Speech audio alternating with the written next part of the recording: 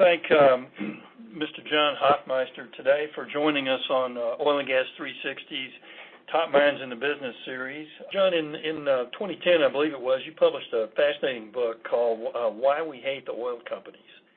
And in the second chapter of your book, the chapter title is Energy Independence, ? Keep Dreaming. But, as you know, energy independence has been a buzzword in the U.S. since the Arab oil embargo in 1973. So what are you saying about energy independence in your book? What do you mean by that? Energy independence, as defined in my book, is where a country like the United States is completely independent of any other sources for energy.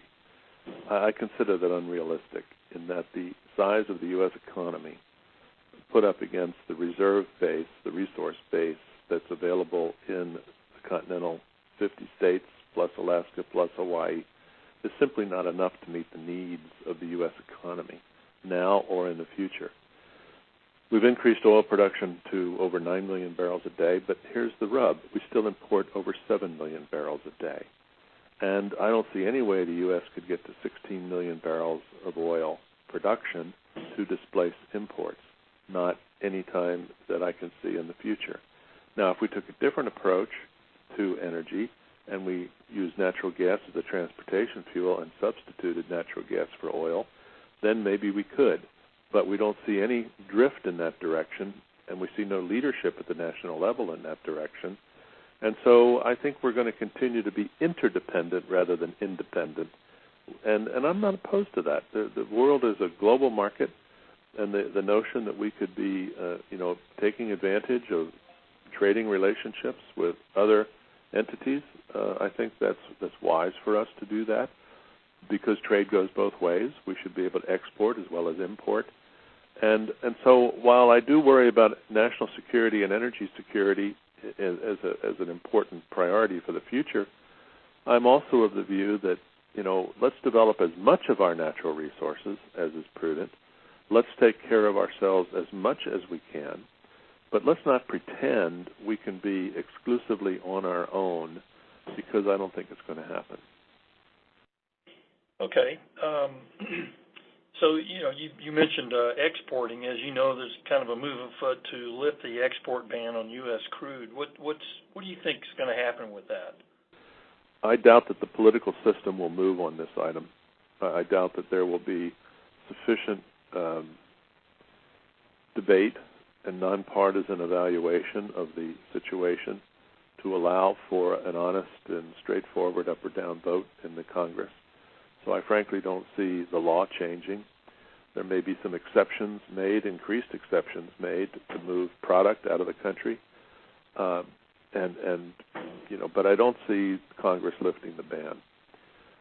And in part, I'm okay with that because what we've done to ourselves in this country is we've created artificial barriers between the central part of the country and the east and the west coasts, prohibiting the movement of product, oil, let's say, or natural gas, from east to west or west to east. And I think that's wrong. We don't allow shipment of oil from port to port unless it's in a Jones Act ship, which is a 1920s law, which makes no sense in today's world. The U.S. doesn't make tankers the way it might have in days gone by. And if you have to have a Jones Act ship to move oil from, let's say, Corpus Christi, Texas, to New Jersey, there are no such ships available, or they're very small for that matter. But we don't have supertankers, and we're not going to have supertankers that qualify for the Jones Act, which means made in America, crewed by Americans, and owned by Americans. Right. We're beyond that. And so let's change the law so we can realistically move Midwestern oil, of which we have too much, to the East Coast or to the West Coast, so we can use domestic resources instead of importing from other places. And until we're willing to deal with the internal barriers to the movement of product in this country, I think we should have a ban on exports because we're harming ourselves by having these internal barriers for no good reason in today's world. And we could reduce our import reliance and increase our use of domestic product if we would just deal with our own problems instead of just exporting oil while leaving the problems intact.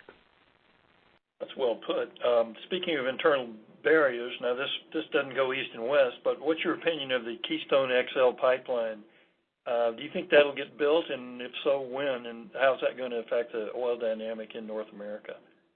Well, I think the inability to decide yes or no with respect to this pipeline is an historic embarrassment to the United States and its leadership.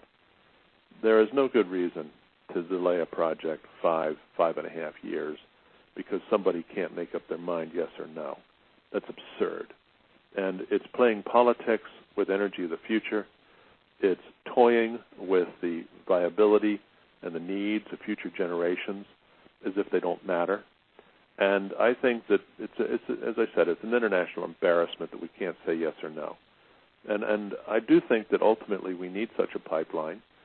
The fact that the current president can't stomach a yes or no decision for whatever reason, can't say yes because he'll offend certain special interest groups that have funded his campaigns in the past, can't say no because he'll offend certain interest groups that have offended his campaign in the past. What it says is the man can't make a decision.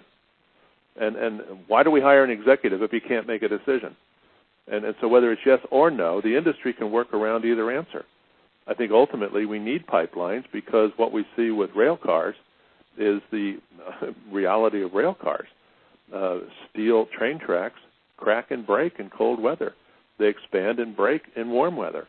And if we're going to put oil on rails, we're going to take higher risk of getting it to market than in a pipeline. It's just common sense. And so if we allow ourselves to be led by a person who lacks common sense when it comes to yes or no decisions in something like energy, that's our problem. We elected him, so shame on us. Okay. I got two final questions for you, and I really appreciate you spending so much time with us. Next to last here is how do wind, biofuels, and other renewables fit into the U.S. energy mix? You know, will they be able to compete with oil and gas? Well, when oil and gas are priced low, it makes it very difficult for alternatives to come to market without some kind of taxpayer support. And so we may be in a cycle here where wind, solar, and biochemicals, biofuels, have a very difficult run in the market because they're more expensive than underlying fossil fuel energy, and they're peripheral to the needs of the nation right now. They are not mainstream. And so it's a very difficult time for alternative energy investors. But I think over time we need energy from all sources. We need to keep finding ways in which to invest in alternative fuels for the good of the nation over the longer term. And I think there is a role for subsidies for a period of time. They should all have sunset provisions, including fossil fuel subsidies. And I think that, you know, what we need is our whole energy system to be better managed and better governed. Allowing the executive branch or the legislative branch of the United States government, or the judicial branch for that matter, to manage the future of energy is a serious mistake. We don't do that in the monetary system. We have an independent regulatory authority that manages the monetary system of this country, and it works. It's worked for 100 years, much better than when Congress or the White House managed the monetary system.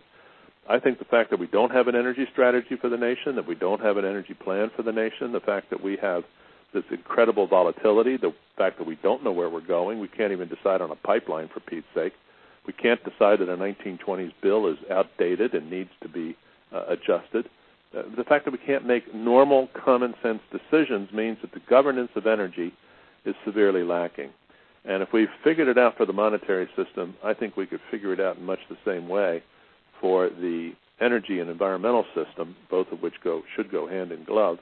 And we should have an independent regulatory authority managing energy and the environment, get it out of the day-to-day politics of Congress, get it out of the day-to-day politics of the White House and the executive branch, and don't depend upon the judicial system to rule in the best interest of the nation when it comes on to energy and the environment. Courts are not designed to do that. And so I think we need to address the governance if we're going to address the world of alternatives in the future. Well, appreciate that comment. John, I think you covered everything we wanted to talk to you about today. Was there anything else you wanted to bring up to our audience? No, I'm happy to leave it there. Thank you very much. Well, thank you so much for spending your time with us and sharing some of your insight. We really appreciate it, John. You bet. Thank you.